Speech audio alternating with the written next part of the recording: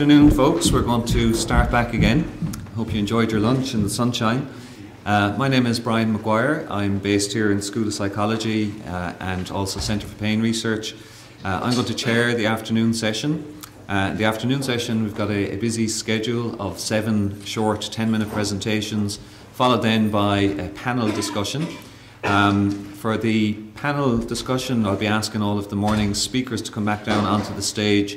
And I'm hoping it might be an opportunity for us as a group of people to have a sort of an open, high-level discussion about really where we see mHealth going in the future. So I'd invite people to participate in that discussion.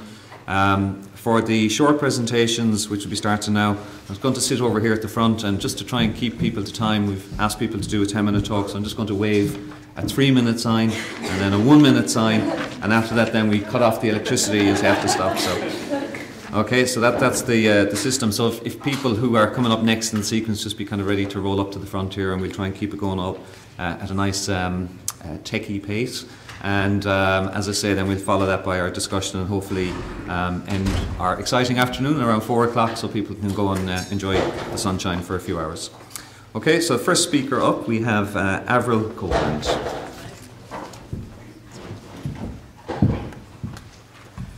Hey there, thanks a million for the invite. My name is Avril Copeland. I'm a chartered physiotherapist and exercise scientist.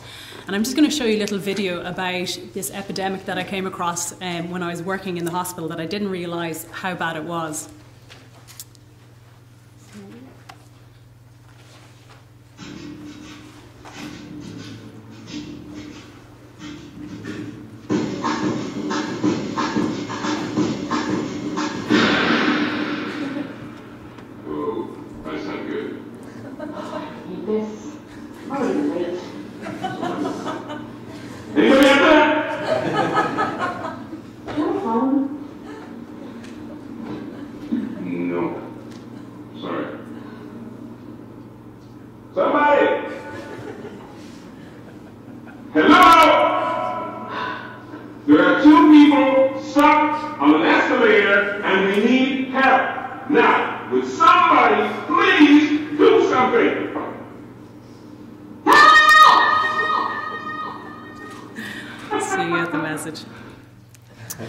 So basically I was working away in the hospital, and with my background, so basically a few years back I was big into music. I went to Nashville, Tennessee. I thought I was going to marry Garth Brooks, but it didn't happen.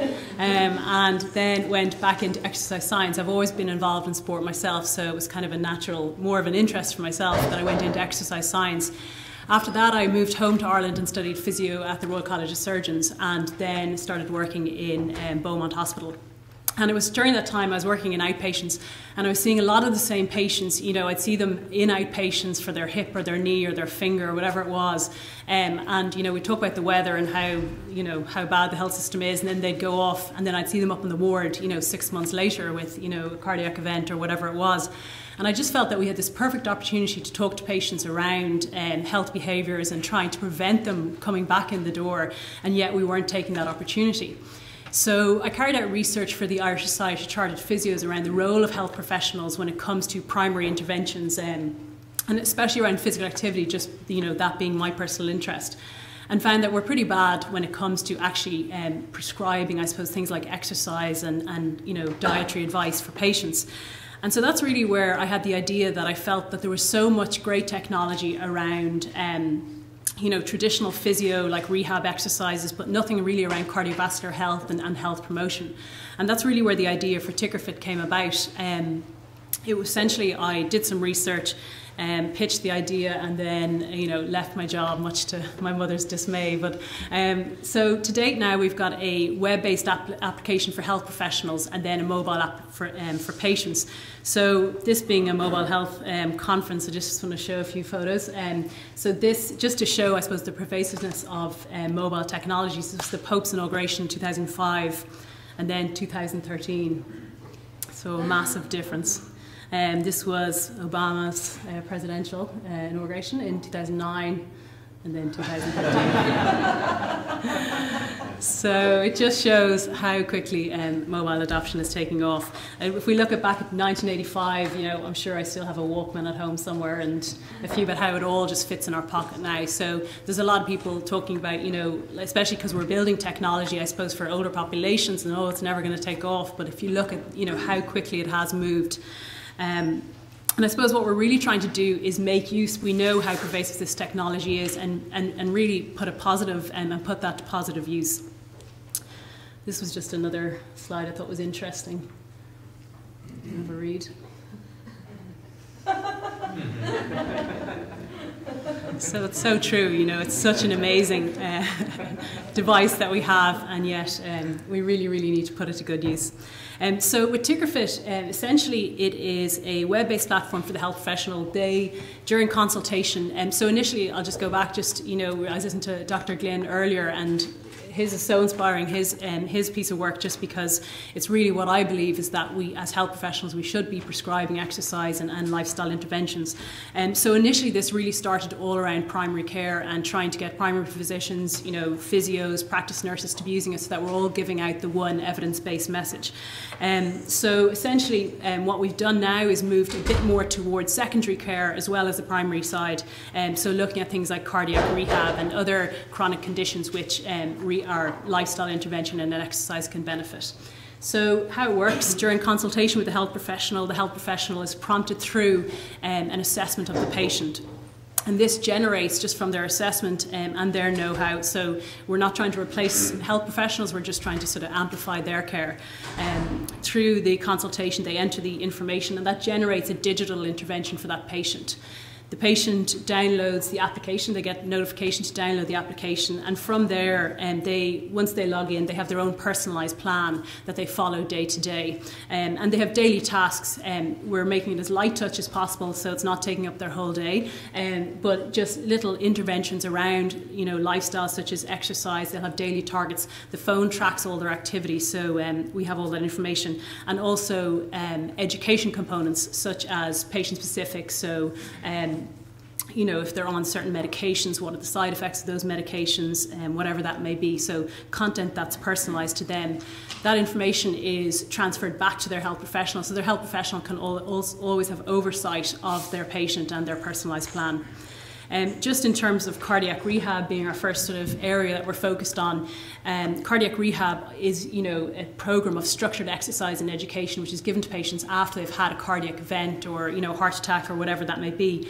And right now what happens is patients during hospital, they see their cardiac rehab professional, they go home, they're home for, 12 weeks on average, and then from then they're expected to come back into the hospital for 8 to 10 weeks or up to 12 weeks in some programs and partake in this structured exercise and education 2-3 times a day. The thing is, it requires a lot of commitment from the patient, and as such, many patients don't ever get the benefit of cardiac rehab. And we know that if you complete it, cardiac rehab, you have a 27% reduced risk of 5-year mortality from a cardiac event. So a huge benefit to the patient if they actually go through it. So working alongside cardiac rehab, we are trying to help the patient in terms of providing a lot of that core educational components that can be delivered to them at home, so they don't actually have to return to the hospital for some of the hours that are required in cardiac rehab, and also in the maintenance phase of cardiac rehab. So a lot of patients go through this very structured program where they're monitored every which way, and then they're basically after phase 4, we'll see you and best of luck. So really to have a step down program for patients after they've completed cardiac rehab. So just to show, I suppose Ireland is a bit better, but in the US, less than 30% of patients ever get through cardiac rehab. So to date, we've done a pilot in Beaumont in the outpatients department, and that was just around usability and onboarding patients and figuring all that good stuff out. We have an RCT coming up with the Health Innovation Hub in the Department of Health in Living Health Clinic in Cork, where we're looking at a digital intervention versus a traditional paper intervention, and that's in association with RCSI. We've been talking to the Irish Association of Cardiac Rehab on the cardiac rehab side, and also the NHS Scotland. We're in the Digital Health Institute in Scotland, and so we're working on a trial with them and the University of Edinburgh, over there. We also have patients using the system in MedFit in Blackrock, which is a medical fitness centre, and it really is, it's brilliant feedback for us. Obviously, the patients, some patients are really engaged, others are not. This competitive thing has started happening, so there's lots of really, really good valuable feedback we're getting. In terms of the team working on it is myself, as I said, chartered physio, and Greg has a lot of background. He was lead technical developer for a big company called MapFlow and other successful startups. Maciek is our data scientist who's helping us, and Donal Gorman in DCU on the scientific side. Andrew from Sláinte Healthcare, and then James Beckerman, who's a well-known cardiologist in the States, who's doing a lot of work around patients in secondary prevention. Also not on there is Dr. Patrick Schneider, who is a professor in Nashville, Tennessee, and he did one of the famous studies that a lot of people might know around pedometer, looking at the older Amish community versus the normal American, and just the difference in terms of step count per day was incredible. So just to wrap up, I suppose in Ireland we know that 80% of all GP care and 60% of all hospital visits are due to chronic diseases, and we believe like much of this can be managed in the community where the patient is taking ownership of their own health, and that's what we're really trying to do, is create that link between health professional and patient. So we'd love to talk to anyone who's here that's interested. We're really interested, obviously our big thing is being very stringent in terms of our clinical basis and evidence-based guidelines, but also in the health psychology, putting the theories into practice and using the technology. So thanks a million for your time.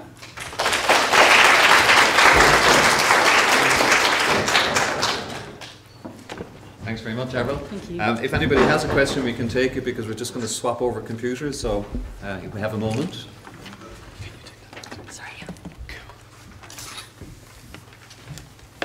You don't have a health psychologist on your group? A few advisors, but no one. Jobs opening soon. Thank you. Thanks a million. I have a quick question. Sorry, yeah, please go ahead. Who pays for the service? It's a good question. That's something we're still, I suppose, we're looking at more the UK and the US have sort of payment models in place that we're looking at, and it's more of, ultimately, I suppose, for me, because of coming from a public health system, that's my big passion, that it's here for patients in Ireland, and it's a longer road, whereas in the UK and US, the insurers are already bought into things like this, and they see the benefit and they're paying for it. So, yeah. Okay, no worries. Super, thanks, Avril. Second speaker is Brian Slattery, also here from NUI Galway. Okay, good afternoon everybody. My name is Brian Slattery, and I'm here today talking about some of the work that's going on in the Centre for Research for Chronic Pain. Just a bit of the background behind it. The centre was founded in 2007 and has two directors, Professor David Finn and Dr. Brian Maguire. Both the centre crosses from pharmacology and psychology, and I'm here talking today really about the psychology aspect of things. In that side, there's three. I am one postdoc, but I suppose I'm a project manager, and there's two others there, and there's multiple research assistants and PhDs and so on. So it's a lively hub of research. And our main aim really is to design, lead, conduct a sustainable programme of high quality, internationally recognised research that will ultimately lead to improved patient outcomes and better models of health service delivery. And I think maybe I'll come back to that point in a couple of minutes. So chronic pain, then what is it? It's defined as an unpleasant sensory emotional experience associated with actual or potential tissue damage, as described by a patient in terms of such damage, and persists over a period of 3 months. Definitions change, it could be 6 months or so on, but it's pretty much recognised as 3 months. In terms of prevalence then, the prevalence rates vary around the world and depends. And basically what you're seeing here, I just wanted to show you I suppose how common the condition is or how prevalent it is. But you'll see that it varies across different countries, but even within these countries that there are different levels of prevalence, and it's basically down to different methodologies used to gather the data, okay, different people that have collected from and so on. But what we do know is from really our own research, a PRIME study it was called in 2011 that was conducted, that we're roughly around 36% of the Irish population suffer with live with chronic pain, and approximately in Europe 1 in 5 people have it, and 1 in 3 people on GP lists also present with chronic pain. So chronic pain itself then is extremely debilitating, I suppose, condition in terms of from a psychological perspective. It's highly associated with depression, anxiety. In terms of physically, obviously it's physically limiting. From a social perspective, it impinges on relationships and so on, and has serious financial consequences for the person with chronic pain as well, in terms of their health service, the amount of time they use the health service, or and more broadly then on a macro level, how much it's costing the state as well. There are a series of challenges for treatment and management of chronic pain, but in particular the ones that we'll go to are the fact that in Ireland now there's 16 chronic pain clinics, but as we said, there's over 30% of people have chronic pain. So how can we logistically manage all these people and help them? So we're moving from this, and actually I'll just say to clarify, we're more broadly coming from the Centre for Pain Research is broadly in an e-health perspective more so traditionally, and moving in where my research is into the m-health area.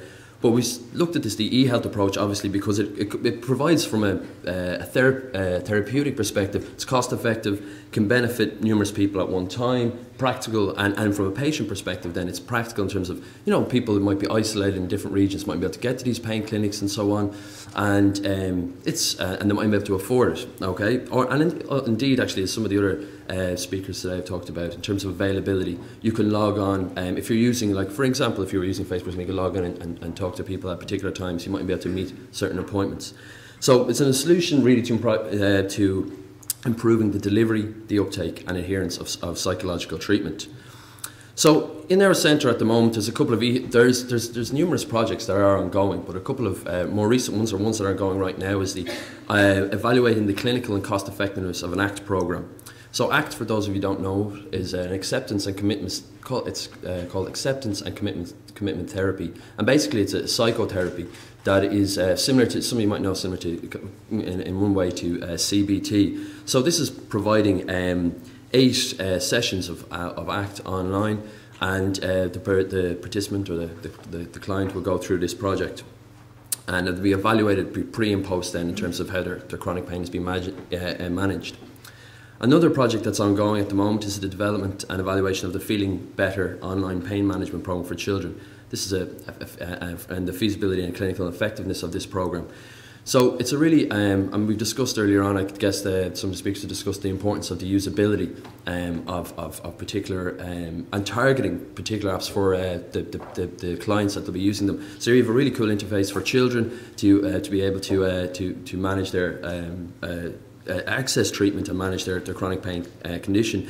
But you'll see it's an integrated approach, so we'll have, this one in particular it's a web-based app, and it's also integrated with mobile phones. So particularly then my research, and this is kind of an area where I guess it's just an overview really, because it's kind of the start of where we are at, moving from the Health Research Leaders Award. And this is an award we got, my supervisor, the PI, Dr. Brian Maguire, was awarded this funding, and right now it has 3 particular functions. So there's 2 strands. So the work package here really relates to a study or a research package that we're going through. The first one is we're going to look at prevalence, and here it's prevalence of MM is multimorbidity. I'll talk about that in a second with chronic pain. We're also looking at an e-health, m-health intervention then. And the last one is an e-health course that we're doing. It's a slightly different thing. So we're going to look at 2 studies, and then we're going to use some development. Obviously, the work package 1 here will complement work package 2, and hopefully we'll be able to develop a treatment plan, I guess, or a management plan to help people living with multimorbidity and chronic pain.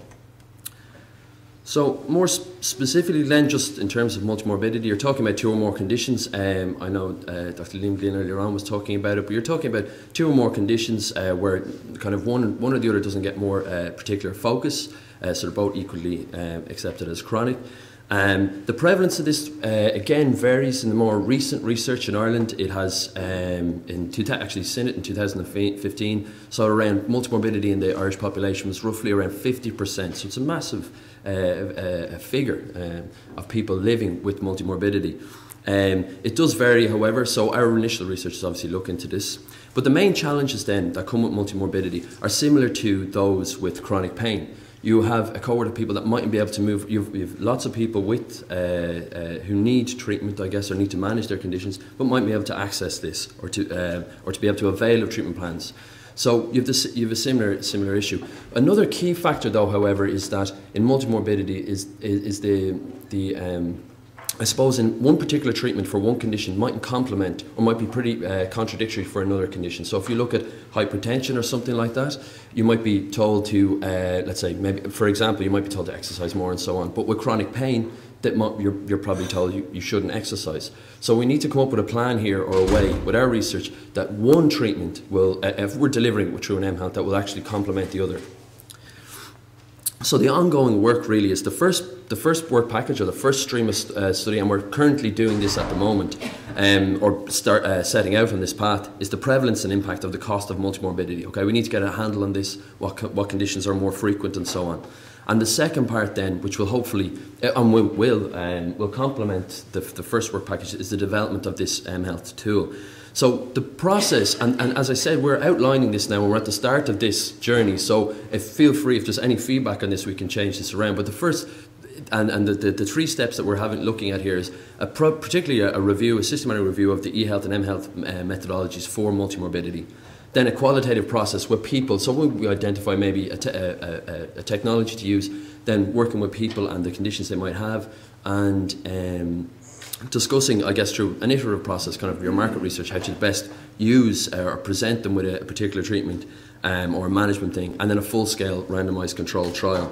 There's a few considerations to think of from our perspective. Is what are the most common conditions, obviously, what conditions are compatible, okay, what conditions can we use, and what conditions are amenable with an mHealth protocol, okay.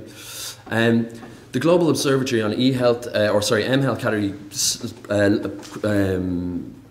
created categories of where different kind of mHealth protocols would be categorised into, and I suppose our area would probably be looking at health monitoring, surveillance, maybe reminder feedback and so on. So that's one avenue.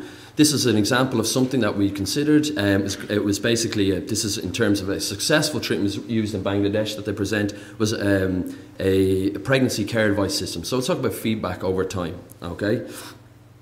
Our final thought, or the final thought that we have, is probably at a micro and a macro level, and this was again taken from the World Health Organization and their concerns or their interest in mHealth, and they were looking at barriers. So at a micro level for us, because we're in the psychology department, I guess, and so on, we're looking at things like, infrastructure, technical expertise, demand, operating costs. But then at a macro level, I guess, we're looking at if we find that our trial is effective or our management is effective, then how do we scale that up then and get particularly the people who are in policy to listen to us. So thank you very much. That was, I hope, was an interesting overview into the area of our research in the Centre for Pain. Thank you.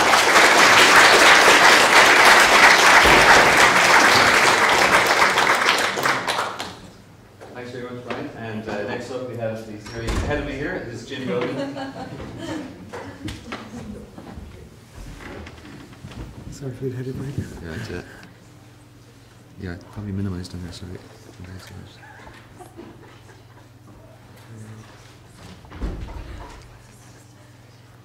The desktop. Do you have my glasses? Just get this done.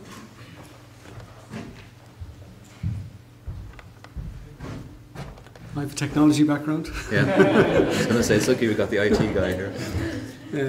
So Jim is from the Department of Information Technology here in the university. Well, I don't have my glasses and I don't have my... I normally use an Apple Mac. That's my excuse. Thanks very much for the invitation to talk today. It's a great opportunity and a very enjoyable day as well, so thanks to all the speakers. Today I'm going to talk about research that I'm working on in the area of applying mHealth to public health. My own background is engineering. I'm an industrial engineer by qualification, and which really means that we're always looking to apply technologies and techniques to solve real world problems. So underlying, while I have a very technical background, I'm very interested in impact, which is how can we actually use technology to kind of better things in health and also in other areas as well. So just to give you an idea that I work with my colleague Dr. Enda Howley. We work in the area of what we call complex systems, which is really a way to say that lots of societal problems are quite challenging, whether it be in healthcare, whether it be in traffic control, whether it be in the new area, for example, in cloud computing, or even in trying to predict the wave height in Galway Bay. So our focus really is we're interdisciplinary, so we tend to look for apply our techniques across different areas. In particular, again, we've projects working with the colleagues in Smart Bay, trying to apply time series techniques to predict wave height. We've also worked on cloud computing and also in the area of smart cities trying to do traffic control. But today, the focus of the talk really is on public health informatics. This is a really interesting area because of the potential outcomes from good use of informatics is really beneficial. And I mean, as an earlier speaker said, the whole, like, can we scale these things up? We have interventions that work, but using technology, the big promise is that we can scale them up and really achieve very positive outcomes over time. So, public health informatics, the systematic application of computer science and technology to public health practice, research and learning. So the whole premise really is that we have technology, we can use it, and we can use it in a way that can help the overall public health. So while the talk I'm giving is kind of focusing on public health, I think there are huge opportunities as well for looking at behaviour change as a core component of that. So just to give you an idea of the current public health informatics projects that we're working on, we've just secured, in collaboration with the School of Medicine and colleagues across Europe, funding for a pandemic response project. This is very interesting to look at. If you look at pandemics, how they spread, a key information requirement is, can we get the right information to the right person at the right time? And even, the talk on social media today, people are looking at techniques to, can we follow Twitter to see is there an outbreak of a disease? Can we combine all this information together? And can we make really robust, high quality information systems for disease surveillance? So one of our projects is working on that, again, with partners in the London School of Tropical Medicine and other partners across Europe, and that promises to be a very interesting project. We also work in the area of computer simulation, which is ways to, given what we know about a system, can we kind of fast forward over time and say, if we continue with our current behaviours, what will things be like in maybe 5, 10, 15, 20 years? And this is really nice applications in terms of if we look at the demographic change over time. And so, for example, it's almost like a stitch in time saves 9. Can we actually do things at a behavioural level today that will save us great, that will kind of solve some maybe massive problems in 10 or 20 or 30 years? So we can work with public health practitioners to build almost like flight simulators and say, if we do this intervention, we could see an impact in terms of maybe better quality of life of people over time. So these are techniques that we can use. We're also very interested in the whole area of crowdsourcing. So last year, in collaboration with our colleagues in Europe, we launched flusurvey.ie, which is a crowdsourcing platform, which basically means we go out to the population, and it's not quite like Twitter or Facebook, because these our subscribers actually fill out a survey every week. So there's a real-time survey, and the idea there is that we get a very early signal of influenza spreading throughout the community. This has been in Europe for the last 10 years. I must say I'm really, really impressed by our colleagues in the Netherlands, because they actually have, I think, 12,000 people filling out this survey on a daily basis, and they get this real-time information in terms of, for example, are smokers getting the flu? Is travelling to work a causal factor for getting the flu? All of this information can be gleaned from having these weekly surveys, and it's a really nice use of technology as well to help people in public health. So here are some summary results from Ireland, for example. We can see on the left-hand side our population profile. Again, people in the kind of 30s, 40s, 50s are by far away our biggest users. Female over male, definitely we have much more female users than male users in terms of, I think, about a 60-40 breakdown. And again, we communicate every week via email. People fill out a very short survey, so then we can investigate causal factors like, for example, does smoking impact the flu? These kind of things based on our database, and also based on the database across Europe. We can also study things like vaccination take-up rates, and our colleagues in Europe have actually done studies where they can see was the vaccine efficiency in terms of looking at the sample survey and seeing who took the vaccine and basically did they get the flu over time. Although I must say, from a technical point of view, we don't actually diagnose the flu. It diagnoses influenza-like illness, which is the standard CDC definition of what a flu might be. But basically it does give this early signal for people in terms of, again, in public health, of what might be happening.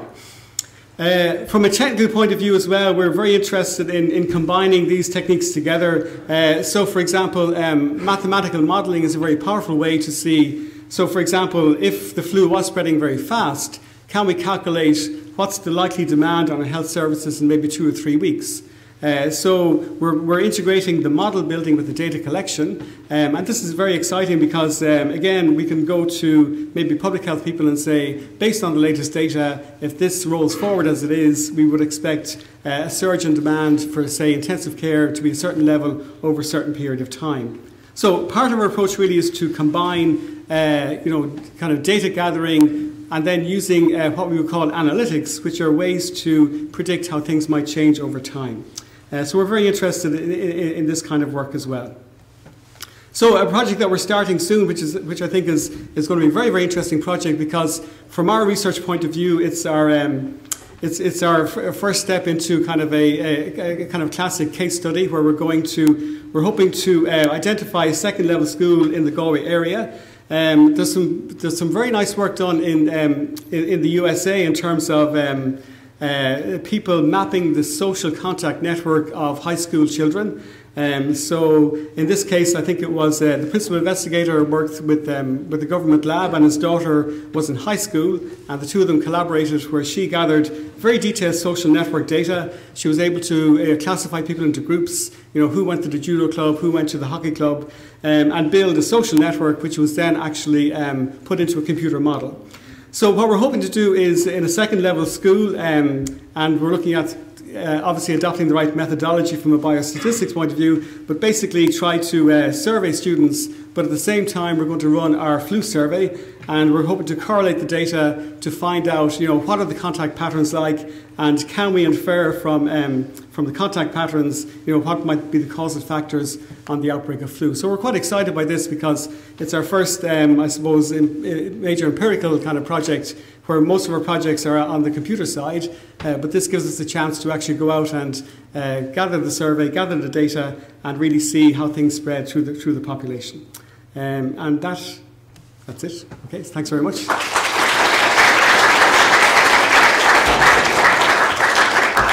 As you finished a minute early, I ask you a question. Sure. I was just saying to Jane there, given that you're gathering this information, live data, yeah.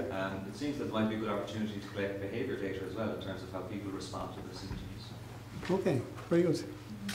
Because I think what we try to do is, if things are going well, we just have a one-click saying I'm fine, and then that's it. So they can do it maybe 20 seconds. But then if they have a symptom, then we do ask for further information. But I think the behaviour side would be very good as well. So, for example, did you play rugby yesterday, or these kind of things, and to build up a more detailed picture. Because I think that's what we're trying to get to, is getting a behavioural picture to help us see what might be causing ailments and those things. Yeah, thanks, Brian. Thank you. Thanks, Jim. So next up we have Emer.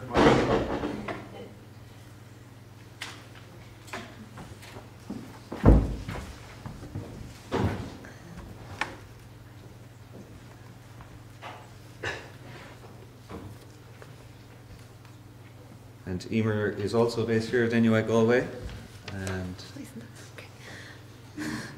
she is holding her breath at the moment.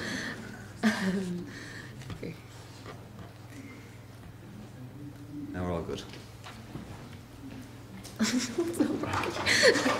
No? How does that happen? I have it out. Hi everyone, my name's Emer Morrissey and I'm a PhD student in the School of Psychology here.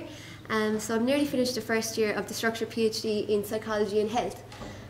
So this is I'm working within the mHealth research group for my PhD. So I'm just going to bring you quickly through my first study. So it was a content analysis of the behaviour change techniques in apps for medication adherence. So the problem is medication adherence. It's a big problem, and the WHO reports that about half of the patients who are prescribed medication don't take it. And also, there's a stat there that says non-adherence is costing the EU governments 125 billion and contributing to the premature deaths of nearly 200,000 Europeans a year, which is really frightening, but I got it off the Pfizer website, so it might be a bit biased, but nonetheless, it's a very big problem. So as we've been talking about today, we've seen all the potential there is in M-Health and in apps for different conditions and problems. So there's a big market there of apps for medication adherence.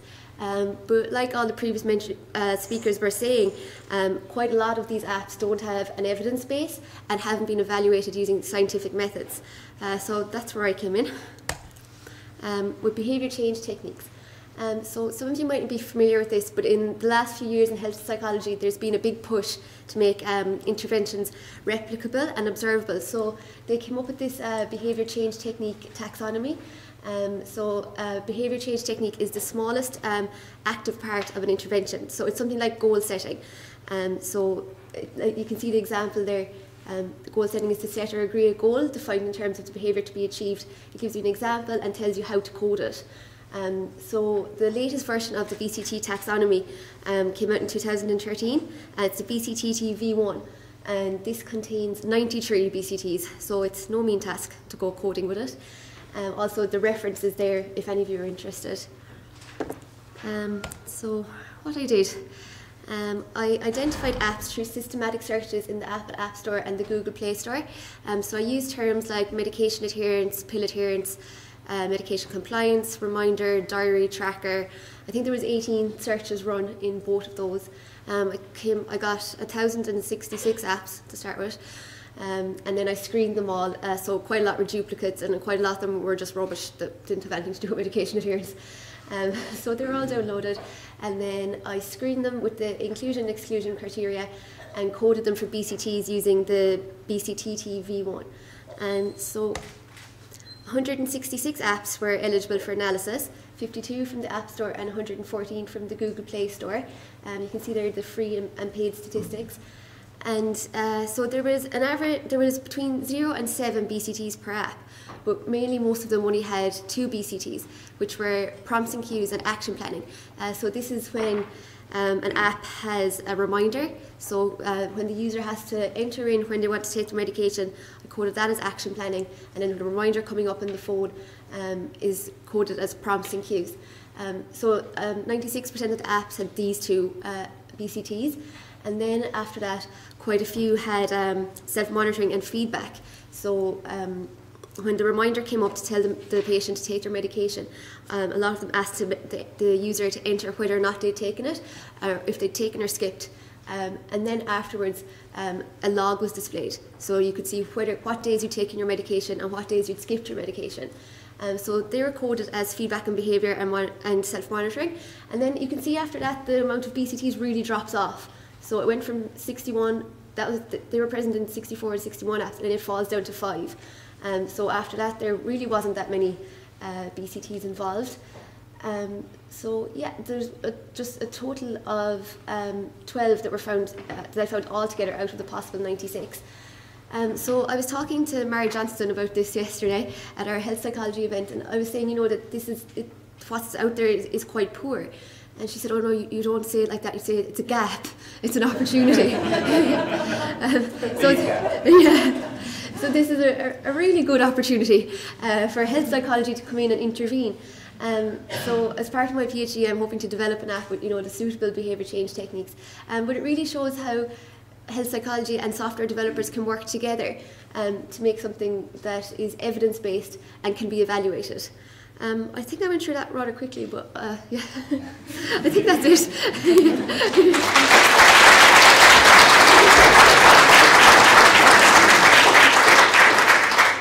Again, we have a couple of minutes for questions, if anybody has any questions for Emer before she escapes.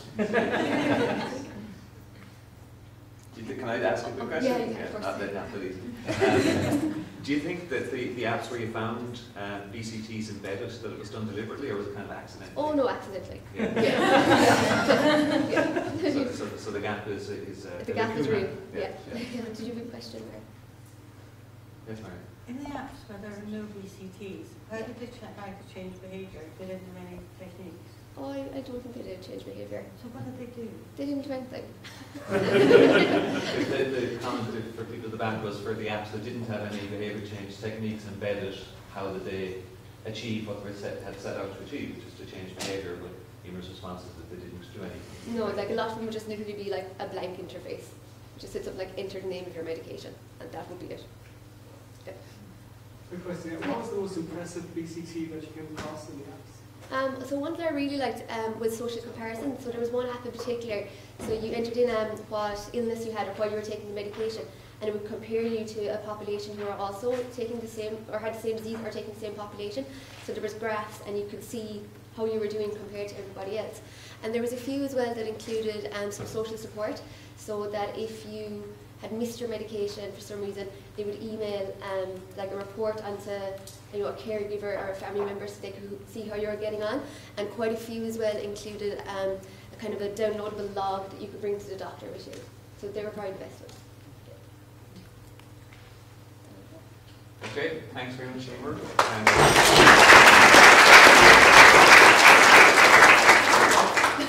Our next speaker is Eamon Costello.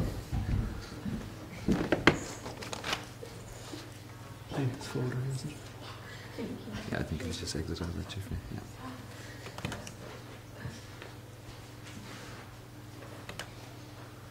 So thank you, Eamon. Where you go? Great, thanks very much. So my name is Eamon Costello. I'm from a company called Medical eGuides. So there's a little bit of background. So we've been developing apps and connected health solutions for hospitals for the last 3 years. So actually the first one started with Galway University Hospital. It was an antimicrobial prescribing app. So actually interesting, within those types of apps, we do have prescribing calculators built in also. So we have gone through rigorous testing. So it's kind of to catch on some of the points that were raised earlier. We've involved a lot of people with the testing and the development of these apps. More recently, we've started developing apps for doing clinical audits, so hand hygiene audits in hospitals.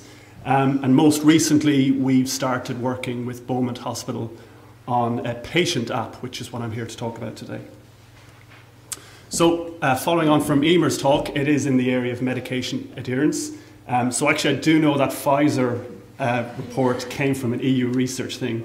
So I've actually combined the EU and the US. So interestingly, there seems to be less deaths in the US, but more cost. So I don't know, I think they're making a lot of guesses, but they are from CDC and European Council research. We've also done a good bit of research, or academic research specifically, in the chronic condition we're working on, which is for kidney transplant.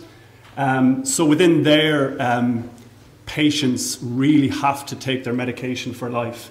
If they don't, the literature suggests they're 7 times more likely to lose their kidney transplant. And there's a lot of educational and other types of context specific to them barriers around the medication adherence. So our research found that the generic pill reminders didn't seem to be addressing the needs of kidney transplant patients. So we're an IT company, so I suppose we were smart enough to know we didn't know everything, but dumb enough that we needed to go and talk to other people. So we very much from the outset have talked to consultants, to nurses. So we've got a really good sponsor in Beaumont Hospital called Conall O'Shea. So he's been kind of championing what we're doing in the development of this solution. And we've also engaged with a hospital in the UK to kind of spread our design process. And throughout both of those hospitals, we're working with the patient charities. We've been interviewing a lot of patients in terms of their journey. So we've mapped out things like empathy maps, personas, user journeys. So very much to ensure that we capture the full requirements in terms of what's needed in this scenario. So a little bit more on the personas. So I document all the requirements for a set of developers. So rather than me saying, oh, here's what the app needs to do, what we've been doing is, so we design, so we've got John, age 50, he's a taxi driver, he's got 2 kids. So we map out everything that John does in his day-to-day life. And this comes from the research that we've done. So when I then go and chat to the developers and the user interface designers, I can point them to a persona and to a user journey. How would they use this app? So we've got about 6 or 7 of these different types of personas. And interestingly as well, another thing we found in our research is that the requirements for an mHealth solution for someone who had a kidney transplant maybe only a couple of months ago is very different to someone who had one maybe 12 months ago. The reason being is someone in the early stages post-kidney transplant feels very overwhelmed. Their medication changes very frequently, and they need a solution to stay on top of the exact dosing of their immunosuppression medication. The person who had a kidney transplant maybe 12, 18 months ago, their medication is very stable, but as a result, they tend to get a little bit complacent. So you need to give them a different type of solution. So for them, you need to motivate them on their health data. How can they monitor their kidney function? How can they monitor their blood pressure?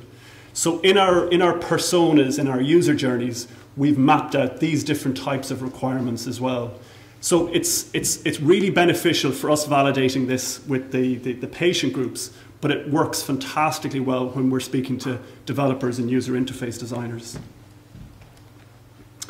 So what we've come up with is really a connected health solution that's going to have a number of components.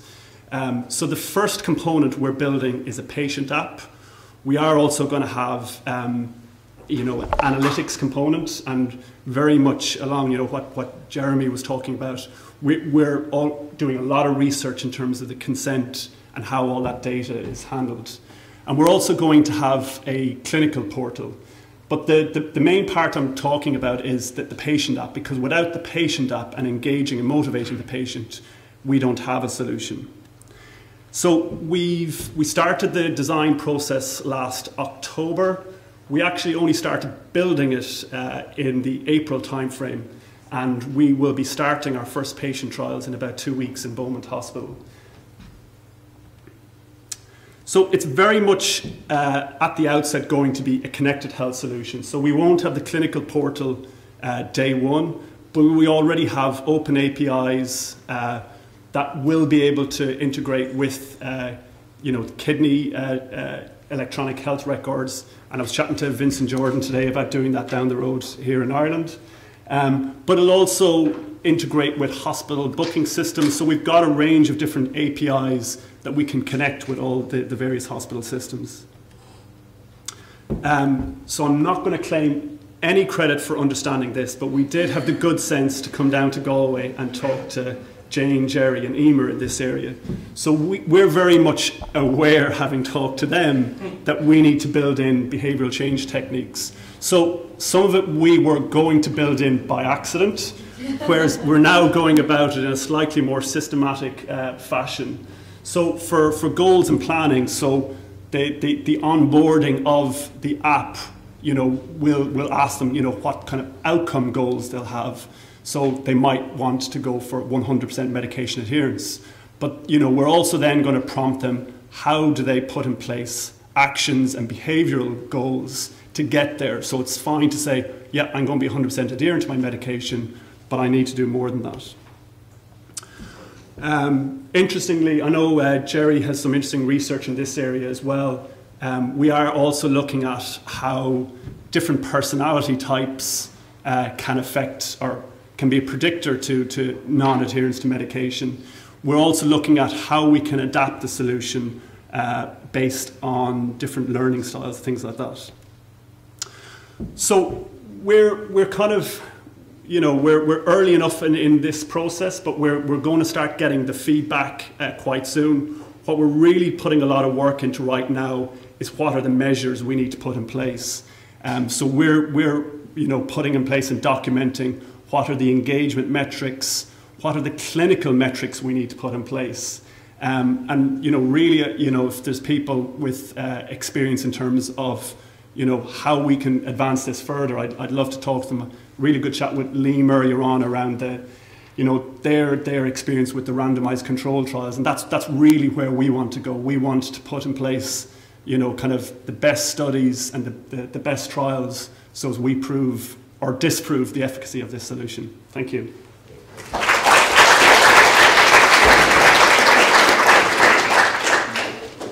We do have time just for a question. Actually, you finished a minute too early, so if anybody has a question, you can stay back. Yeah, my question is just interesting. Just wondering about interoperability with their own hospitals' current systems.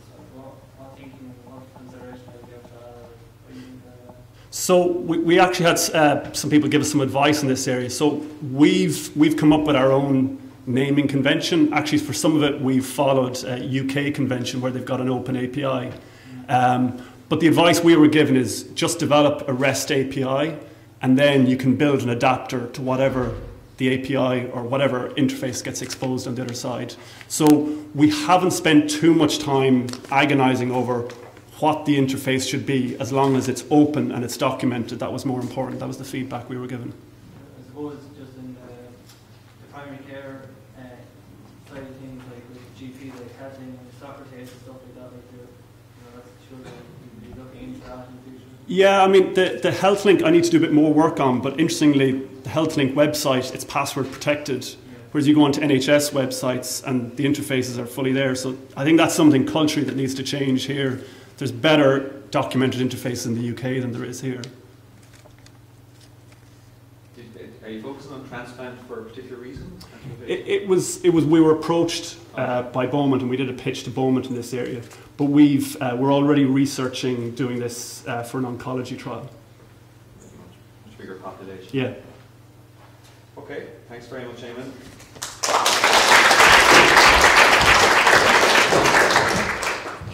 Now next up we have Mary Tierney.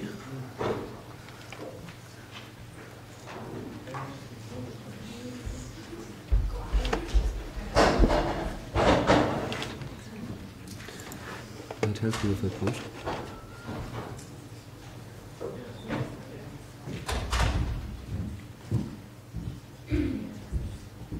Wait for the technician. He knows what he's at.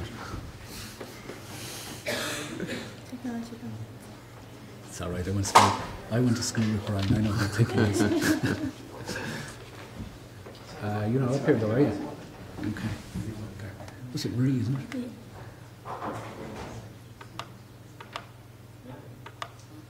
Holy Jesus. You're happy to introduce yourself now? It's open. Oh yeah. There you are.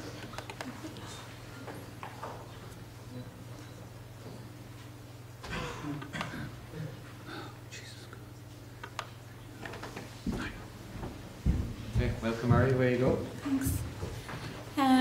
Thanks Brian, and thanks to Jane and all the committee for having me here to speak today. My name is Mary Tierney. I am a postdoctoral researcher at the School of Nursing Midwifery here in UI Galway. But I'm a physiotherapist by trade, and this research that I'm going to present today is an aspect of my PhD study that I did at the University of Limerick, at the Department of Physiotherapy there in the University of Limerick. And what I'm going to just focus on today is just a profile of energy expenditure in rheumatoid arthritis measured using a wireless multi-sensor monitor. So just a little bit of background, I suppose, for maybe the people who maybe aren't clinicians in the room. Rheumatoid arthritis, it's a chronic systemic autoimmune disorder. It affects about 1% of the population, and it affects women more than it affects men. So it's an inflammatory condition, and generally the symptoms that people report will be things like pain, stiffness and fatigue, and it's the inflammation that's going on in the body that actually causes these symptoms. There is an increased mortality associated with having rheumatoid arthritis. It is known that this is mainly attributable to cardiovascular disease, and in fact it's actually related to inflammation-related cardiovascular disease. So that inflammation that's having the effect on the joints is actually having an impact on the heart as well. So these people, it's not just the symptoms that they're feeling themselves, that pain, that stiffness, that fatigue, it's actually as well their heart musculature is having an impact as well. We know that physical activity is associated with a decreased incidence of cardiovascular disease. So I suppose that's known in the general population, both prospectively and retrospectively. And we do know that for the rheumatoid arthritis population, those that are more physically active also have a decreased incidence of cardiovascular disease. Now, knowing all what we know, what we don't know was around about the physical activity levels. And we have no real idea of what the physical activity levels are like within the population. We don't know whether or not we need to increase them, whether they're doing enough, where we need to increase them.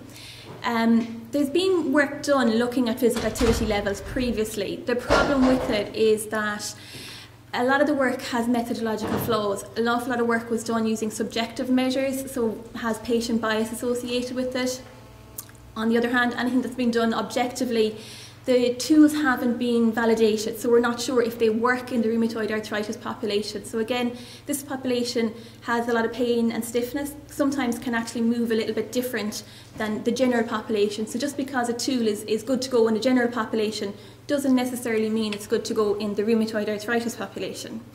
And then the second thing is that we don't actually know what factors are influencing physical activity in this population. So what groups we can target, what groups do we need to work most on, we don't really know the information around that. So that's where I was kind of starting my focus on. And my aim was to profile total energy expenditure, so that's TEE, resting energy expenditure, RE, and physical activity related energy expenditure in people with RA using a validated objective measurement tool. So trying to overcome those methodological flaws that had been in evidence in the previous research that's been done in the area. And then secondly, to determine demographic and health related factors which influence and predict total energy expenditure and the physical activity related energy expenditure in this population group. So I've talked a bit about energy expenditure and then where people maybe mightn't be so aware of it. So this is just to kind of give you, so when we talk about total energy expenditure, that's made up of the resting energy expenditure. So that's basically what the energy that you are expending when you're post-absorptive, so that's basically when you're asleep in bed at night. About 65% of what we expend in a day is made up of that, just us doing what we feel doing nothing but our body doing basic processes that it needs to do. The second aspect is the TEF, that's the thermic effect of food. So that's the energy that's expended in the absorption, digestion, storage of food. So that's another aspect we again don't have very much control over. And then the last component is that physical activity related energy expenditure. And that's the amount of energy that we expend during physical activity on a daily basis. That's about 25%. That's generally in the general population, about 25% is what you should be using there. It is the most variable, the most malleable, the one that physical activity researchers really want to target and clinicians want to target to try and get people to make that little bit more. So the methods that I used in this study was we had 59 individuals who had a consultant diagnosis of rheumatoid arthritis, 18 male and 41 female. So that gender inequality that's there is good because, like I said, it predominantly affects females, so we had more females than males in this study. The technology that I used was a sensor armband. So this is a multi-sensor physical activity monitor, and it measures energy expenditure using proprietary algorithms that are developed by the manufacturer, but it uses these things to try and get that energy expenditure figure. They use a skin temperature, galvanic spin response, heat flux, so all things to do with the temperature and the amount of sweat that's produced by movement. And then it uses accelerometry as well as age, gender, your weight, your height, your handiness, and your smoking status. So prior to doing the study I'm reporting on here, I did validate the sensor armband in the rheumatoid arthritis population to measure energy expenditure. So again, I was going to be very confident because it was an objective tool. Patients couldn't cheat. They couldn't tell me that they were doing more exercise than they were. And secondly, because it was validated for use in the rheumatoid arthritis population, I was very confident that the figures that I was getting back were going to give me an accurate representation of the amount of energy that this population were expending, which was the problem in the literature that had been done up to date. Statistically then, I just looked at some descriptive statistics. I did Pearson's correlations, partial correlations and multiple regression. I'll take you through those as I'm going along. The results, what we see here is again the total energy expenditure, the physical activity related energy expenditure and the resting energy expenditure. So in total, the population were getting around about just over 2,250 kilocalories a day in terms of their total energy expenditure. Males had more than females, and that's to be expected. That's what we'd find in the general population. If we look at the resting energy expenditure, so the far column, we can see that about 1,500 kilocalories a day was the total. Again, men had a slightly more than women, and what we would expect. But if we look at the physical activity related energy expenditure, men had a much greater amount of energy expended in terms of their physical activity levels on a daily basis compared to females. So the females in this group aren't maybe meeting that 25%. In fact, the females were getting about 17% and our males were getting about 32%. So there's definitely scope for women to increase their physical activity levels in this rheumatoid arthritis population.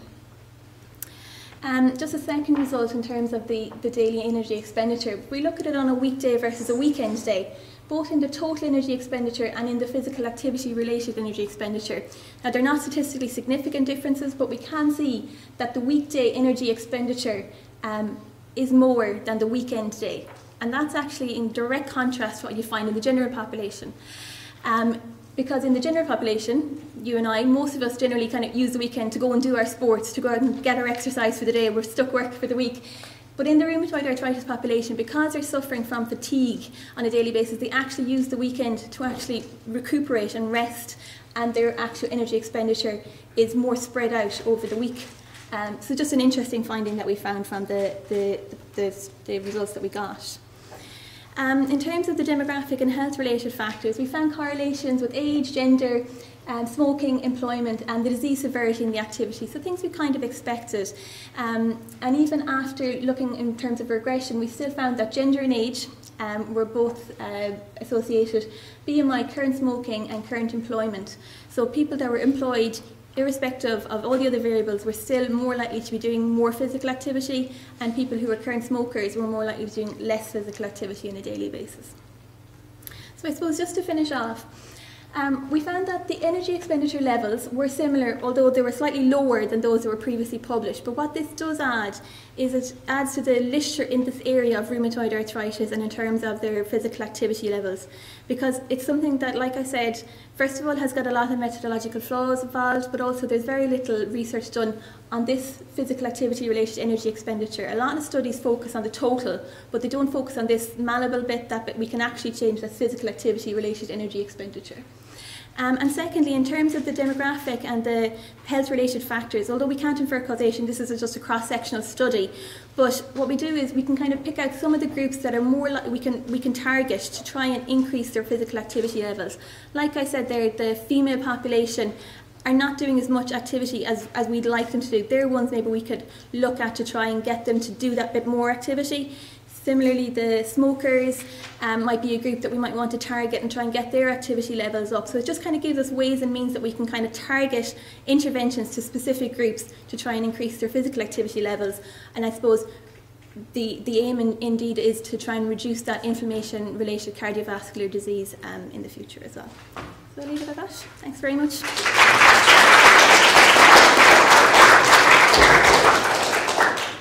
Again, maybe just one quick question. Just a curiosity for me, I'm always interested to know about the accuracy of kind of self-reported information. Did you compare the... Yeah. So what I did was I looked at the sensor armband and I compared it to the IPAC, which is the most commonly used subjective measurement tool in the rheumatoid arthritis population. So the studies that had done research had actually, a lot of them had used the IPAC. So I just was interested to see, and no, it wasn't accurate at all in measuring energy expenditure. So again, all the studies that's been done before aren't giving us accurate picture of what's actually going out there when they're measuring them subjectively. Okay, thanks, Mary. And our final speaker in this session is Marta. She gave me permission to call her Marquez, but I'm sure that's not the correct pronunciation.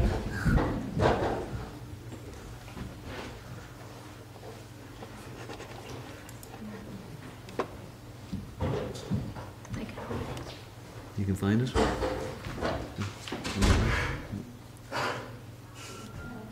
Recognize any of those? No, it's here. It's okay. There you go. Thank you.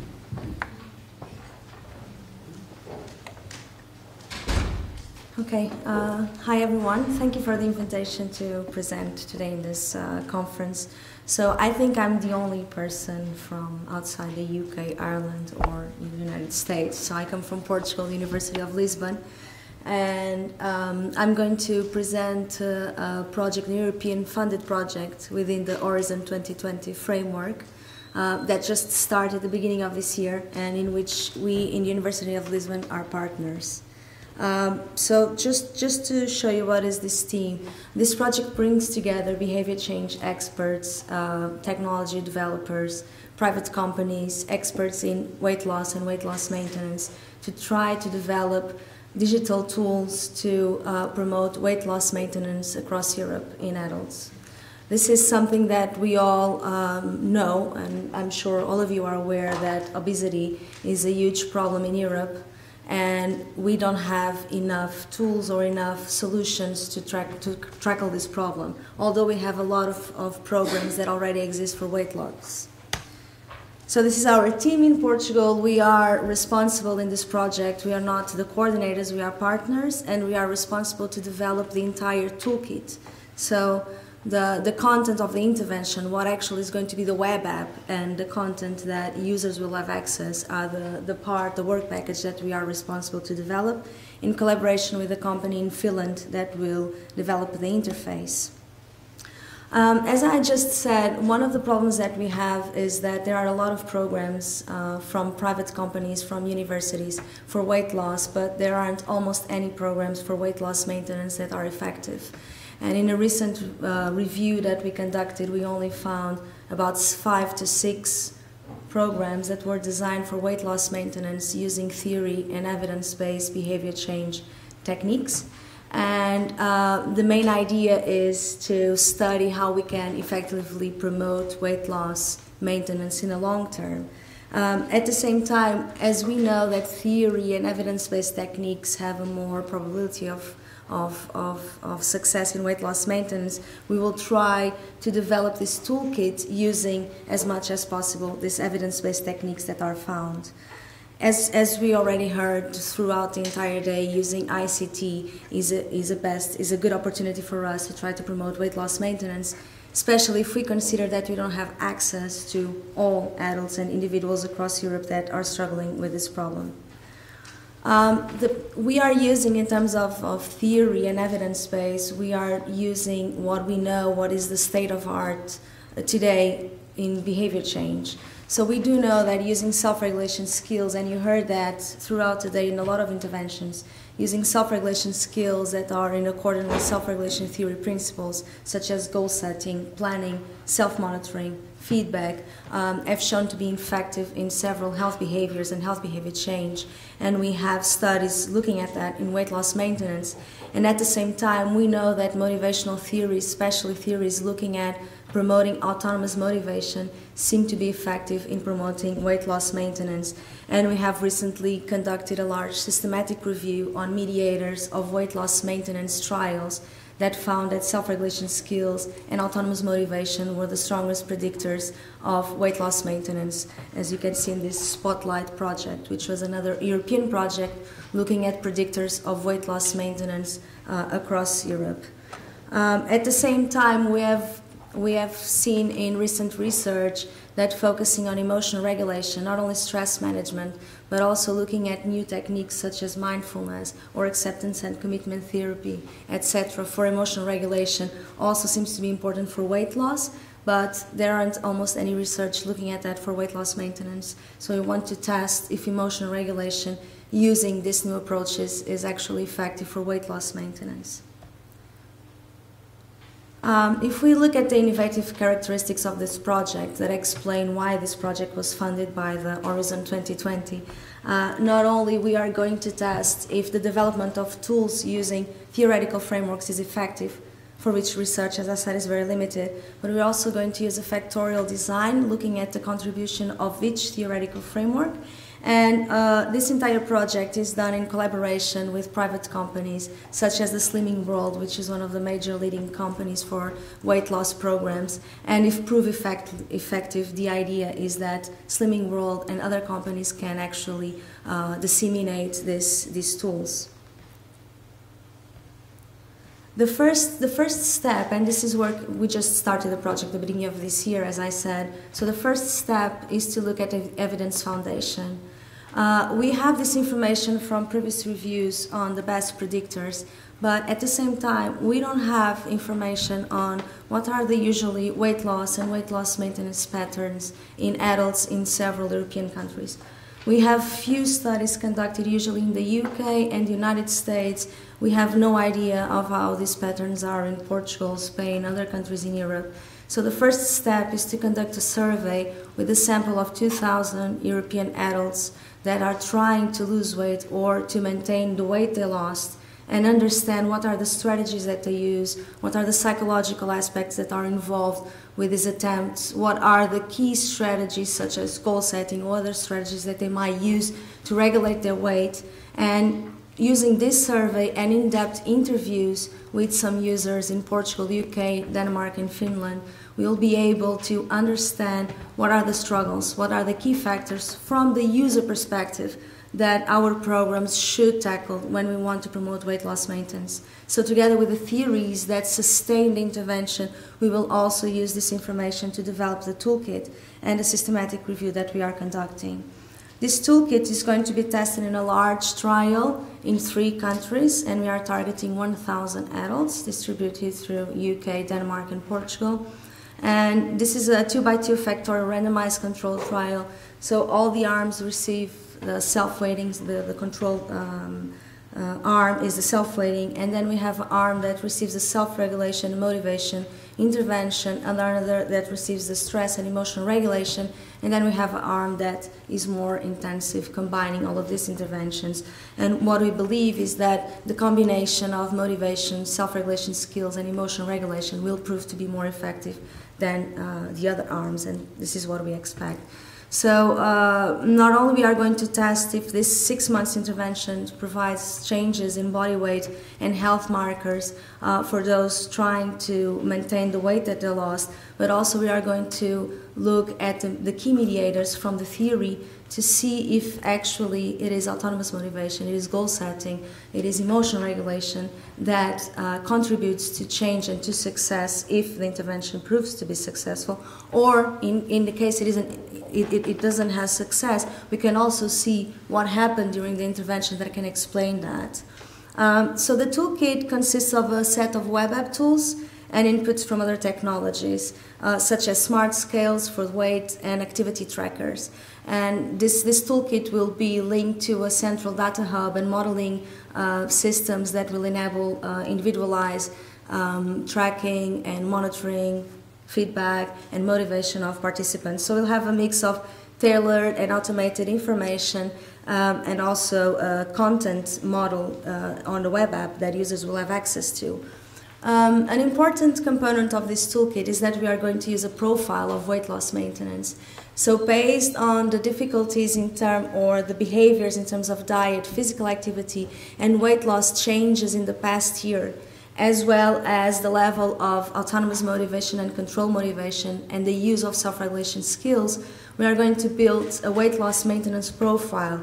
And based on this profile, users will have access to different contents as priority and complementary areas according to that. So if users provide information saying that they already use all the self-regulation skills that we consider to be relevant, maybe this is not a priority area for users to have access to. Maybe they are struggling with their emotions, or they need coping planning strategies to deal with the setbacks. So we need to understand what they have already used while they were losing weight and what they already know to maintain weight, and based on that, we can then provide the best content and information to help them to maintain weight loss. And this is a key component, this tailored intervention is a key component in the Know-How project. All the sessions that will be provided in the web app will be interactive, using videos, testimonials from other users that have already lost weight and they are struggling to maintain, or they have successfully maintained weight loss. And users will always have choice of the strategies and the components that they want to use throughout the program. So they can use all the components, or they can just go through the models once and ever get back to them, or just use goal setting and don't look at any of the graphs of the activity.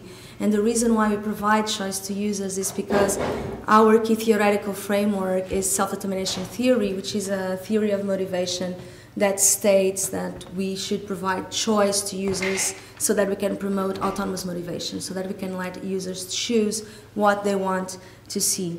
Just as an example, you can see that we'll have different components for motivational self-regulation and for emotion and stress regulation that target the theoretical principles that are beyond. And a key aspect also is that the entire intervention, the entire toolkit is being built based on the guidelines for complex behavior change interventions. So for each goal that we have in our arms, we define the theoretical construct that we are targeting and the behavior change technique, or the techniques that are listed for emotional regulation and motivation that will target this construct, and how this is going to be implemented.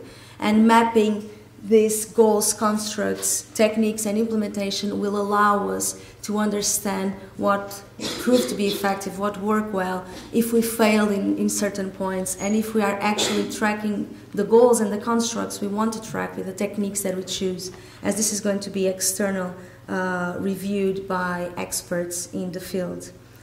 Just to finish, we first expect to gain knowledge on the theory-based mechanisms of change, and this is a key aspect of the Know-How project, is to understand if the theoretical frameworks that we have been advocating actually work for weight loss maintenance, and if so, we intend to implement and scale sustainable solutions to weight loss maintenance across Europe, with the support of private companies and dissemination from the European study of obesity and other policymakers that can help us to advocate these solutions for weight loss maintenance. Thank you.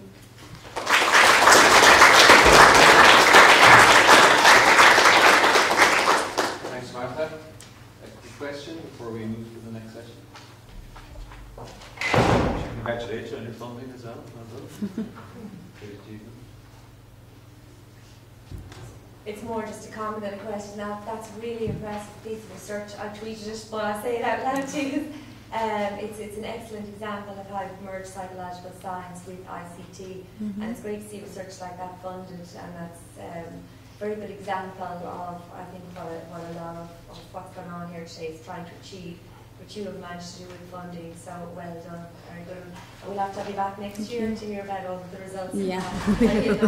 So thank you very much. Thank you. So I'd like to thank all of our I'd like to thank all of our speakers for the kind of short presentation. So thanks very much, everybody.